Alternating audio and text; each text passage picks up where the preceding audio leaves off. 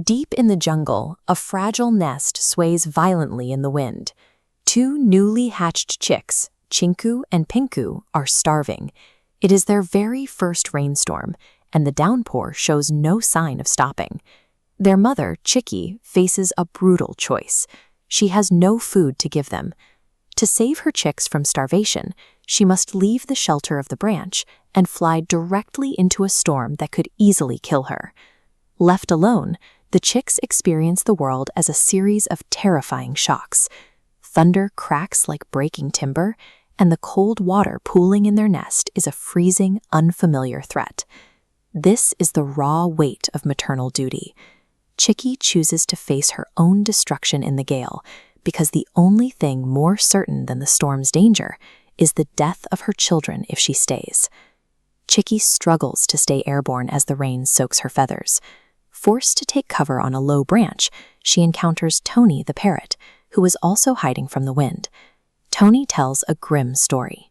He recently watched a massive black snake use the noise of a storm as cover.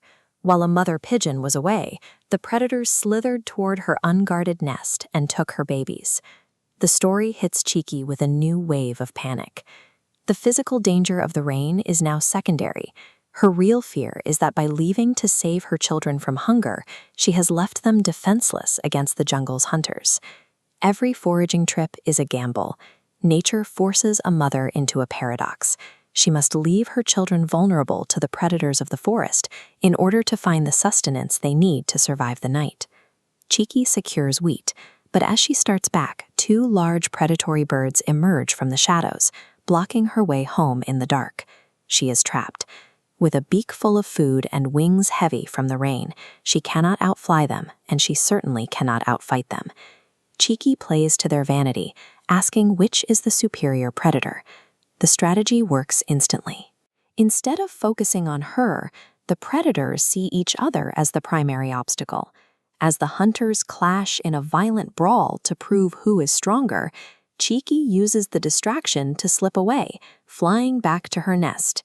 In a world of literal monsters, intelligence is a survival tool. By manipulating a bully's ego, a small bird can neutralize a fatal threat. Chiki returns to her shivering babies and shares the grain.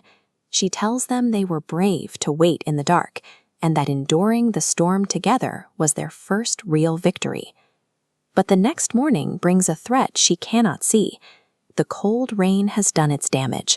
Both chicks are lying listless, radiating heat as they struggle with a severe viral infection.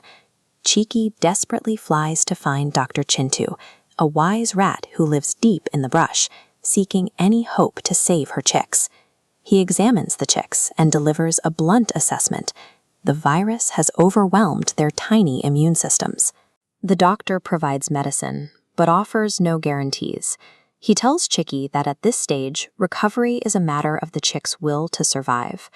This is the most devastating reality for any parent.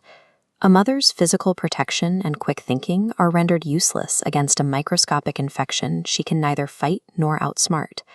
Chiki refuses to wait for the end. She flies to the Shanshikar, the highest peak where the oldest trees meet the open sky. This is a place. Chiki stands at the highest point and issues a defiant demand. She isn't asking for mercy. She is demanding that the world recognize the effort she has made to keep her children alive. Her argument is simple. If there is any balance in nature, the absolute devotion of a mother should be enough to turn back a random illness. When every medical limit is reached and every physical defense has failed, all that remains is a mother's stubborn refusal to accept a loss that the rest of the world considers inevitable. A sudden rustle through the leaves seems to signal a change. Chiki flies back to her nest to find the chicks awake. The fever has finally broken. The next morning, the nest is transformed. Chinku and Pinku are standing at the very edge of the branch, looking out over the jungle with a strength that wasn't there before. Surviving the storm and the hunters and the viral fever, anchored by a mother who simply would not let them go, has changed them. The terror they felt when the rain began has been replaced by the resilience they need to finally take flight.